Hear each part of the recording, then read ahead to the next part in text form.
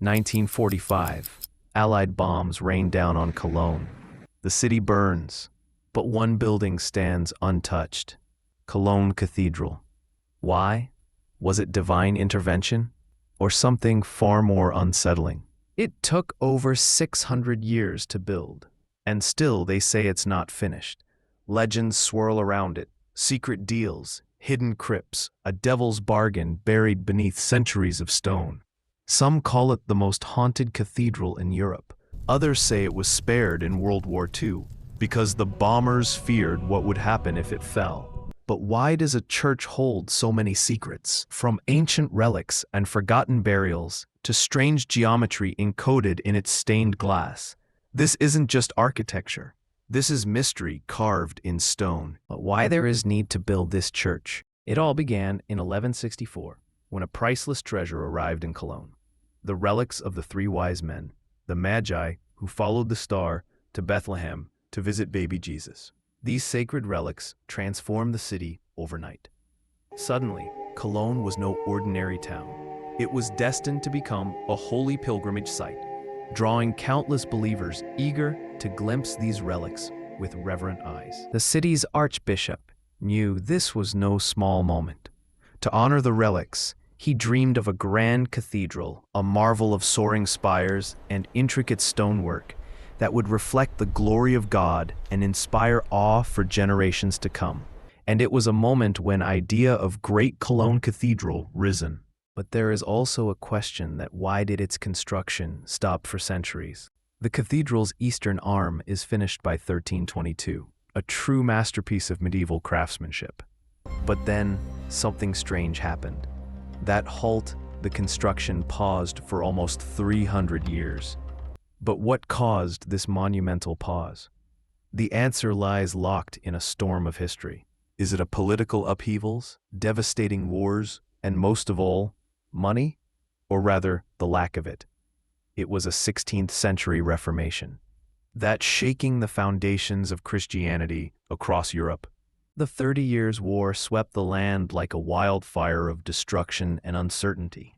Funds dried up, priorities shifted, and the dream had to wait. Cologne Cathedral stood silent. Fast forward over 300 years. The 1800s. Germany is changing. Prussia takes over the Rhineland, including Cologne, and suddenly, the dream is reborn. If it's completed in 19th century, then why some social media posts show it's near to complete? Fast forward to 1842. Nationalism was on the rise. The Protestant Prussian state, which had taken control of the Rhineland, including Cologne, saw completing the cathedral as a way to improve relations with its large Catholic population, acquired after 1815. So, construction resumed after 3 centuries. In 1880, Cologne Cathedral was finally declared complete. But here's the twist. Renovation never stopped. Restoration teams work on it every single year. Some say it's still not finished because it can't be. It's waiting. But also, there's a question how this church survived during World War II. During the war, the city of Cologne was bombed extensively with around 262 air raids conducted by the Allies. The cathedral was hit directly by approximately 70 incendiary and 14 explosive bombs. This caused significant damage, including the destruction of 9 of the cathedral's 22 roof vaults, severe damage to 6 more, and widespread destruction of windows. Part of the North Tower suffered a major hit in 1943, creating structural instability, which required emergency repairs. Despite the damage, the cathedral's massive stone structure remains standing, while much of the surrounding city was flattened.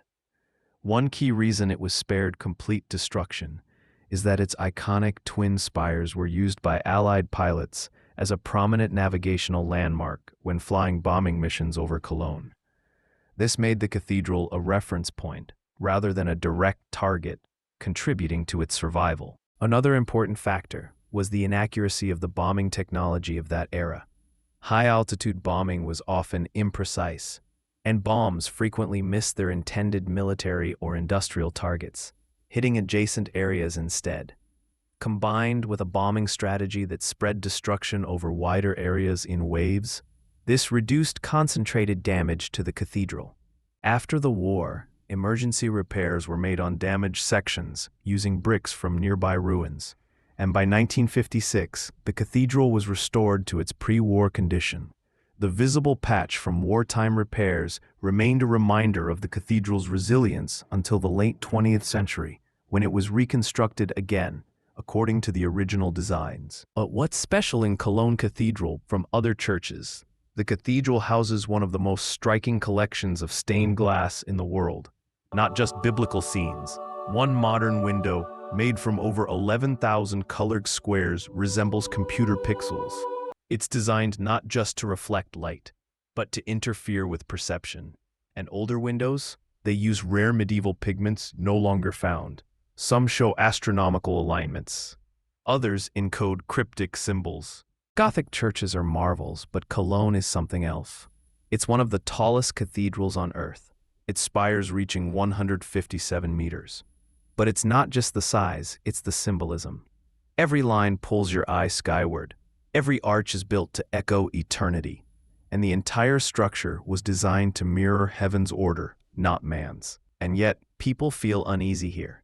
It's beautiful, yes, but overwhelming, as if something watches from above. So why was it built? For faith? For relics? For ego? Maybe all three, but one thing is clear.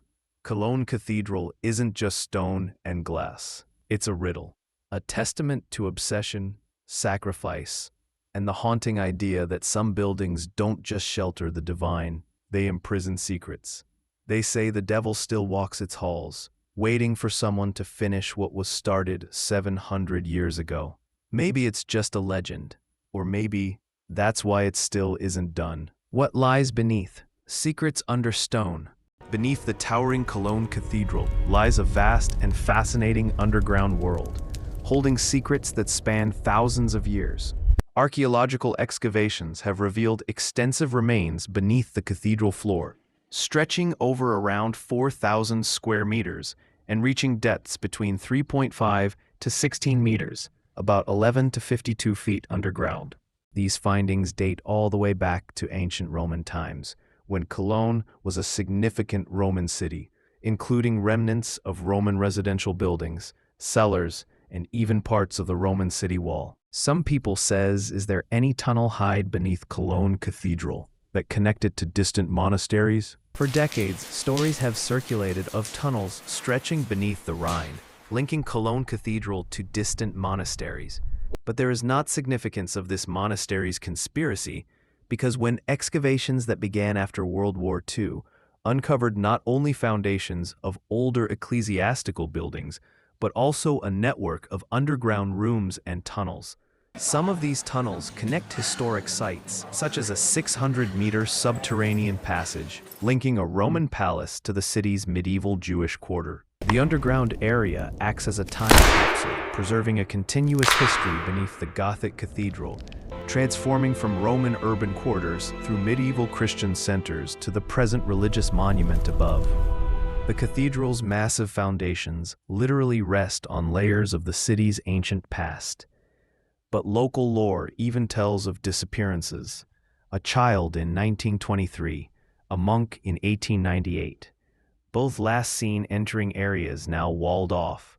Is it coincidence? Or something Cologne once buried? Some people also said devil helped to build this church. It's a myth rather than historical fact. Because according to the story, the cathedral's first architect, often named Master Gerhard or Gerhard of Ryle, was struggling to design and complete the cathedral. One day, exhausted, he fell asleep on a rock known as the Devil's Stone. He dreamt or encountered a stranger who turned out to be the devil himself. A devil offered to give the architect the plans to build this unprecedented cathedral, but in exchange, the architect had to give his soul, along with those of his wife and son, if the cathedral was completed within 3 years. Thinking it impossible to build such a grand structure so quickly, the architect agreed. When the deadline approached, The architect's wife cleverly saved her family by mimicking a rooster's crow before dawn. Rooster's crowing was the condition that would release the architect from the deal. The devil, tricked, lost the bet and cursed the cathedral, declaring that if it were ever fully completed, it would bring about the end of the world. Because of this curse, the legend explains, construction seemed to halt, and the cathedral was under nearly continuous building work for centuries, never fully finished, in the eyes of some believers. The story also suggests that the cathedral remains under a continual state of completion to this day, partly because of the legend. In reality, this is a fascinating folklore reflecting medieval fears, the cathedral's monumental difficulties, and its long, interrupted construction history. There is no historical evidence that the devil literally helped build the church. Instead, the story symbolizes the awe and mystery surrounding this Gothic masterpiece and the tremendous human effort behind it. So, while it is true that there is a popular and enduring Devil's Pact legend about the Cologne Cathedral, it is a myth meant to explain the cathedral's complexity and long construction period, rather than a historical fact that the devil actually helped build it.